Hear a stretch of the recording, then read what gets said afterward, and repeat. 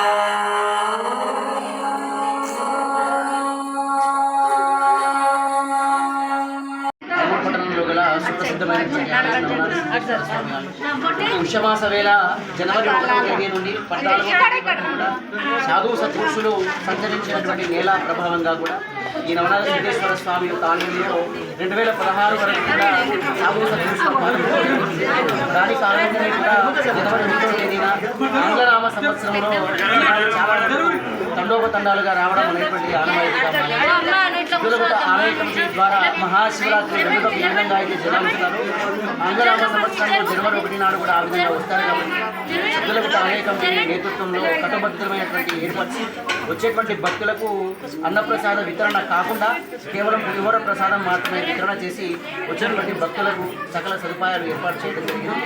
అట్లాగే పుష్యమాస వేళ స్వామిని దర్శించుకుంటే సాక్షాత్తుగా 9 మంది నవనాథులను వారి పూజ నిర్వహించినట్టే. కాబట్టి ఈ కార్యక్రమానికి వచ్చేసి ఇవాళ దర్శించినటువంటి భక్తులందరికీ కూడా సదాశ్రీ నవనాథ సిద్ధేశ్వర స్వామి యొక్క ఆశీస్సులు అందజేస్తూ శుభం భవతి. నమ శివాయ. ప్రఖ్యాత నవనాథ సిద్ధేశ్వర దేవాలయంలో ఈరోజు నూతన సంవత్సరం సందర్భంగా భక్తుల తాకిడి విపరీతంగా ఉంది. ప్రతి సంవత్సరంలాగా ఈ సంవత్సరం కూడా చాలామంది భక్తులు దర్శనానికి రావడం జరిగింది. ఉదయం 5 గంటల నుండే భక్తుల తాకిడి ప్రారంభమైంది. దానికి అనుగుణంగానే కమిటీ ఆధ్వర్యంలో భక్తులకు మంచినీటి సౌకర్యాలు పార్కింగ్ చెప్పి కూడా తగు జాగ్రత్తలు తీసుకుని ఏర్పాటు చేయడం జరిగింది. ఇప్పటి వరకు దాదాపు 1,00,000 మంది భక్తులు దర్శనం చేసుకున్నట్టుగా అంచనా వేస్తున్నాం. ఇంకా క్యూ లైన్ ఇంకా బయట వరకు కూడా భారతదేశంలో వారందరికీ కూడా దర్శనం కలిగించేలా, తొందరగా దర్శనం కలిగించేలా వాలంటీర్లు కూడా ఎక్కువ ఏర్పాటు చేసి ఈ యొక్క దర్శన భాగ్యం అందరికీ కలిగిస్తా ఉన్నాం. ఇకపోతే వచ్చే భక్తులందరూ కూడా కొద్దిగా క్యూ పద్ధతితో పాటించి మాతో సహకరించాల్సిందిగా విజ్ఞప్తి చేస్తా ఉన్నాం. ప్రతి వచ్చే శివరాత్రి గురించి కూడా ఇప్పటి నుండే కమిటీ ఆధ్వర్యంలో ఏర్పాట్లు ప్రారంభం చేయడం జరిగింది. శివరాత్రి ఉత్సవాలు కూడా నూతన కమిటీ ఆధ్వర్యంలో బ్రహ్మాండంగా బ్రహ్మాండంగా నిర్వహిస్తున్నాం. ఓం నమః.